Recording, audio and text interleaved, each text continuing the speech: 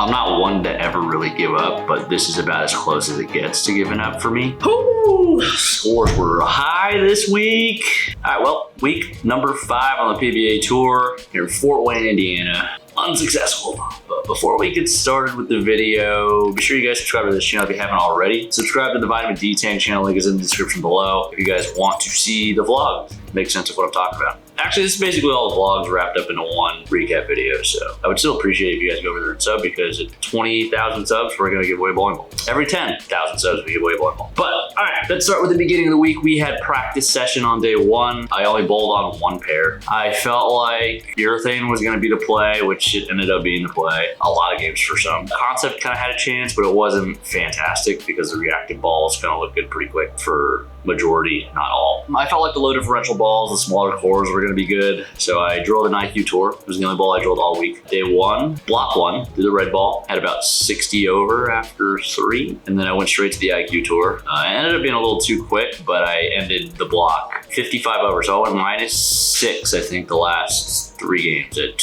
190, 210, 180, 220, maybe 180. I don't know, it was bad. The cut was 195 over after the first block. I was plus 50. I'm already thinking, not thinking, spiraling. I'm like, I feel like my week's over, which is never a good thought. It's never a thought you should have, but not unless I had it. So I basically kind of shifted in after the first block, which is bad, terrible. In hindsight, I needed 650 over the next 3 blocks, the next 18 games to make the cut, which very doable. 215-ish over per block, averaging just under 240-ish, which sounds like a lot, but you know, doable. They were very hittable. They were PBA Tour easy. They're not just easy. Not your typical league bowler's not going to come out and average 200. No, that's not how it works out here. These are the best in the world, and when the best in the world are given a little bit more margin than normal, big scores happen. But I ended up averaging 216 for the week, which compared to the field was terrible. He had averaged 230 to make the cut. I think it might have been a little more than that. Block number 2, it actually started pretty good. I thought I played too far left to start because I ended up moving to the right halfway through the game, the very first game of the tournament, and then I threw a 4-bagger and then wrapped a 10 for 2-0. So my game plan for block number 2 was to play straighter. Well, that ended up not being the play. So I have 1 strike through 5 frames or something, but I'm clean. And then I move in and I hook it like I was the first block. I shoot 240. I'm like, okay. I'm probably actually hooking it a little more than before, but the next game I start open at 3-6-10, missed it. Back 11, 279. So I have 527 after 2. So way ahead of the pace. Great. I'm like, okay. I actually went in with the mindset with like, don't react to a whole lot, good or bad. Just it is what it is. So I was going okay. And then the next game I have the front 3. So I have a 13 backer, I think. 14 and 14 in a row. Then I 2-pin, miss it. Starting to learn a little more about when I'm not shooting a lot of spares, what my swing tendency is. So that's plus we learned something there. I ended up shooting 220 that game, so I have 750 after 3. It's not bad, but in my position, I'm like, I need way more. So I'm like 200 over after 9 games. And then the last 3 games, I'm struggling with reactive balls. I don't know which ones to throw. I think I threw Ion Pro Solid. Yeah, I honestly don't really remember what I threw. Maybe Concept, but I had even, I think. Maybe plus 10 the last 3 games. So after day 1, I was about 220 over for my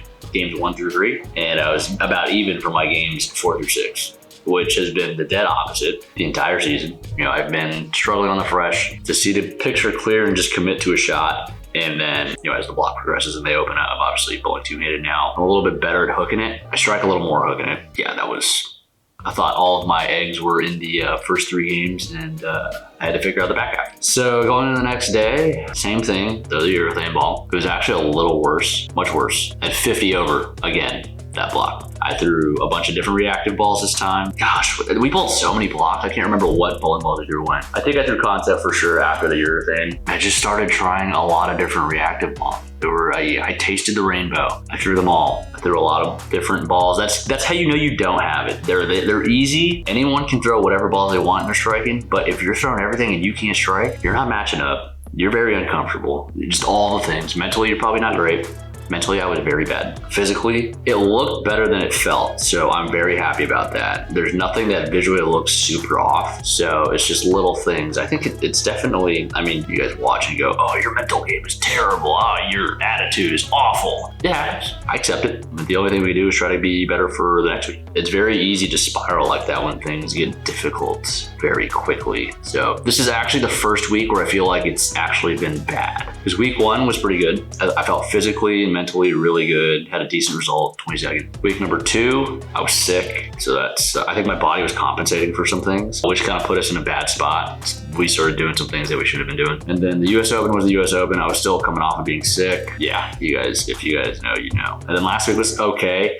Physically wasn't great, but I felt like we played really good. Again, finished so-so, 22nd. And then this week, I think paired with not matching up and the score being extra high, mentally, I kind of took myself out of it. Yeah, not good. Went on a tangent again, but yeah, block number 3, I had 50 over, which was, you know, it basically took me out of the tournament for sure. The last block, I had 120 over, which wasn't awful. I think the cut went up 150. So I was 30 pins off the pace. So 2 blocks that were about 20 to 30 off the pace, and then 2 blocks out were 150 off the pace. Yeah, I had 1 reactive ball that looked pretty good, Hyperdrive Pearl. If I was close, I probably would have leaned on that one a little more, but I was trying to figure something out, see some different shapes, see my ball do something different, so I kept rifling through balls. If I had to do it different, maybe take a different arsenal out for the first block, a wider variety. I took way too many low diff balls, and I tried to get really specific, and anytime I do that, it doesn't normally end well. So in hindsight, yeah, we bring out some other balls, some bigger flaring balls. I got a little too attached to that IQ tour. I was like, kept going to a different pair, and I was looking at my notes. I was like, okay, these people hold here, so this should make sense. This should make sense. But also looking at the scores on my pair for the last 2 games of the first block,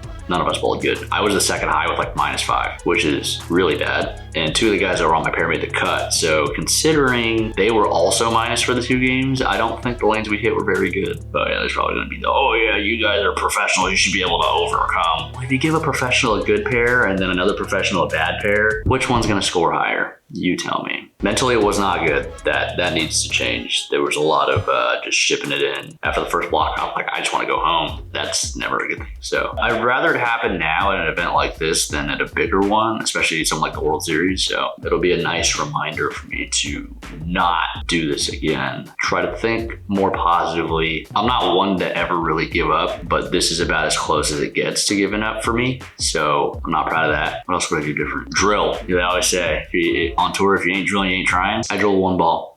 I didn't try. I wish I just kept trying. It's hard too, you know, when we don't make a lot of money and that thought in the back of your head, it's like, oh, I don't want to drill, it's another $40. And if you guys are asking questions, the ball companies provide the bowling balls for the players. We have to pay for our drilling services because it's separate. You know, the PBA Tour has a tour truck where they drill. We pay them to drill the bowling balls. I don't know, some guys might have deals where their ball companies pay for their ball drillings, but I do not. Yeah, that question's finally been addressed on this. I feel like it's been addressed before. But anyways, yeah, super high scoring week. I averaged about this, I averaged lower than last week. Last week was lower scoring than this week. I just didn't see it very good, and I didn't take the necessary steps to see it the way I needed to see it. Lots of guys on the show that I'm friends with. I don't know who to cheer for. Boog's your number 1 seed. Definitely wouldn't be mad if he won. Number 2 seed's Marshall. You know, Marshall and I got really close for a little bit, us living across the street from each other in Vegas until he moved. But, you know, that doesn't, between guys, that doesn't ever really go away. So if he wins, wouldn't be mad about that either. Timmy Tan, our number 3 seed, be super, super happy if Timmy won. That'd be really cool. We've been friends for a while now.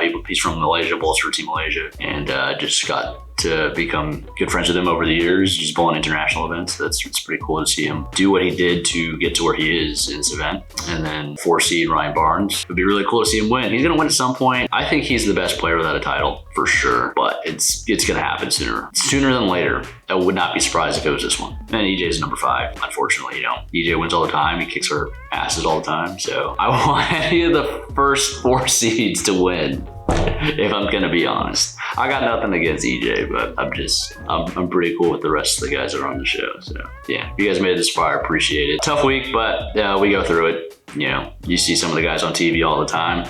Those guys are just incredible.